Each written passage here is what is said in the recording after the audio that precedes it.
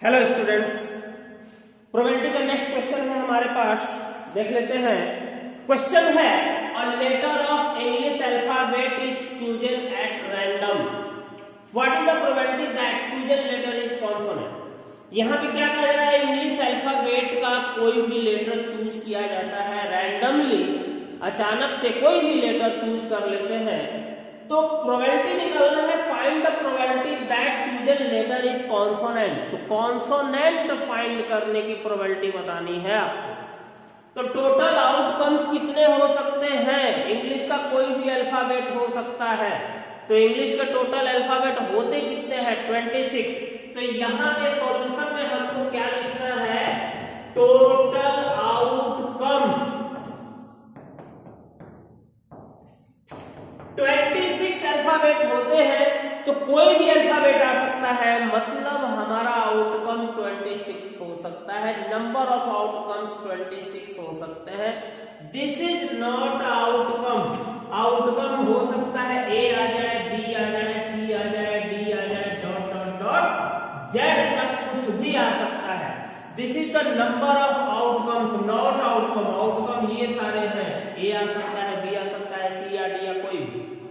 Favourable outcome आपके क्या है, फेवरेबल आउटकम्स क्या है,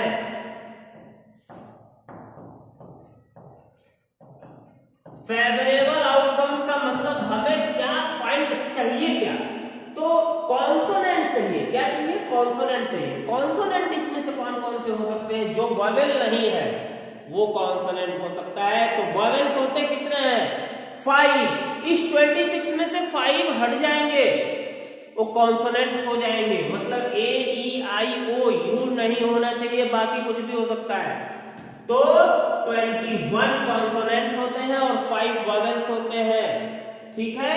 तो कॉन्सोनेंट फेवरेबल आउटकम में सारे कॉन्सोनेंट आ जाएंगे, क्या हो गया 21 हो गया, number of favourable outcome 21। Then probability of event, event है यहाँ पे टू गेट कॉन्सोनेंट, तो probability of event is equal to favourable outcome by total outcome, favourable outcome by total outcome 21/26। अगर रिड्यूस होता है तो इसको रिड्यूस कर देंगे, किसी से कटेगा नहीं फिलहाल ये, तो ये आपका हो गया आंसर, राइट। तो इस तरह से आपका क्वेश्चन नंबर 5th है, शायद 5th है, आर.एस. अग्रवाल का क्वेश्चन नंबर 5 है, ये सॉल्व हो गया। ओके, अब आगे देख लेते हैं हम लोग,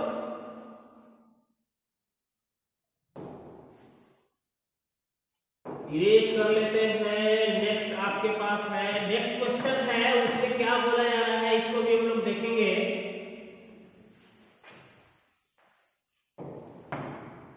इसको डिलीट कर देते हैं। नेक्स्ट क्वेश्चन आपके पास है, अ चाइल्ड हैज डाई, एक डाई है, ठीक है, और whose 6 faces shows the letter given below। वो जो डाई है, डाई पे नंबर नहीं है, ठीक है, क्या है, लेटर्स है। कौन कौन से लेटर्स है भाई, A B C A D A B C A D A है, राइट। तो ये सारे लेटर्स हैं।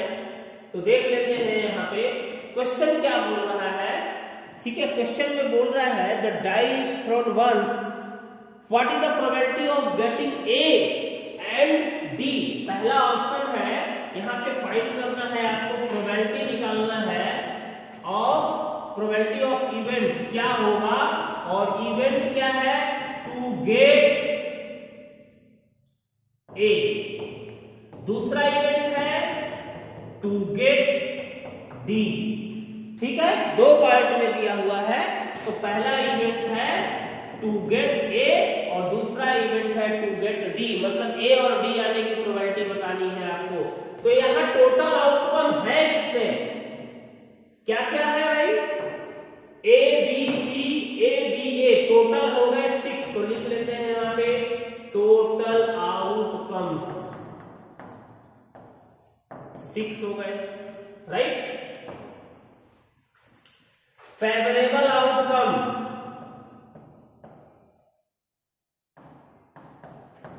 फेवरेबल आउटकम्स नंबर 1 का लिख लेते हैं। पहले में फेवरेबल आउटकम क्या है, यहाँ पे आउटकम होना चाहिए ए कितने हैं 1 2 3 है, तो फेवरेबल आउटकम क्या है 3। ठीक है, डाई को जब थ्रो करेंगे तो इन 6 लेटर्स में से कुछ भी आ सकता है, जिसमें 3 चांस मिलेंगे, ए को, डी को मिलेगा 1 चांस, सी को मिलेगा 1 चांस और डी को भी मिलेगा 1 चांस, राइट। तो फेवरेबल आउटकम यहाँ पे फर्स्ट पार्ट के लिए 3 हो गए, तो प्रोबेबिलिटी ऑफ इवेंट आपका हो गया 3/6 मतलब 1/2 और ये हो गया आंसर, राइट। तो ये हो गया आपका फर्स्ट पार्ट। सेकंड पार्ट देख लेते हैं। यहाँ पे सेकंड पार्ट में देखिए क्या हो जाएगा, फेवरेबल आउटकम चेंज हो जाएगा और प्रोबेबिलिटी भी चेंज हो जाएगी।